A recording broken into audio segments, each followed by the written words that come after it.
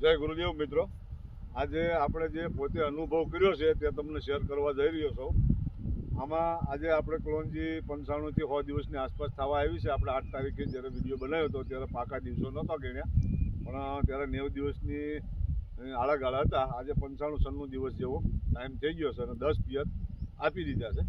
હવે આમાં એક તફાવત મને એક ખેડૂત મિત્રો જોવા મળ્યો છે. ખાસ આપણે આ બાજુથી 10 ક્યારામાં ટ્રેક્ટરનું હળ માર્યું હતું અને તેની આગળ એટલે આશરે આ 2 થી 2.5 વીઘામાં હળ માર્યું હતું.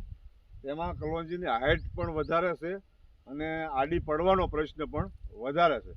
અને એક ખાસ ખેડૂત મિત્રો, જ્યારે આ શિયાળુ પવન વધારે હોય ત્યારે પિયત જેમ બને તેમ તમે જો આડિયા નીકું નાખ્યું હોય, તમે જે તમારા વિસ્તારમાં કહેતા હોય તેને ટૂંકા અંતરે પાવું, લંબાઈ વધારે પાણી રાખી અને પાવું નહીં.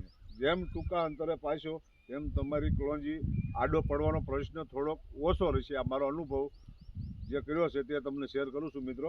કારણ કે લાંબુ 600-700 ફૂટનો કેરો હોય તો પાણી વધારે જમીનમાં રીઝતું હોય છે, જેથી કરીને કલોંજીને જમીન પહોંચી પડવાથી કલોંજીનું એક તો વજન હોય છે. દોડવા અને ફૂલ ફાલ અત્યારે 100 દિવસની આસપાસ થાય એટલે તમામ ખેડૂત મિત્રોને કલોંજી આ અવસ્થામાં હોય ત્યારે વજન તો હોય જ છે.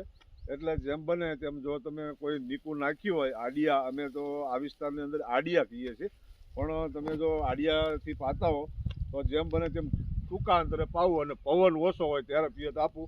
નહીંતર આપણો અનુભવ એવો છે ખેડૂત મિત્રો, જો તમે લંબાઈથી પાશો તો આ કલોંજી તમારી જેમ વધારે આડી પડશે તેમ તમારે દાણામાં અને ક્વોલિટીમાં તમને તફાવત ઘણો બધો જોવા મળશે.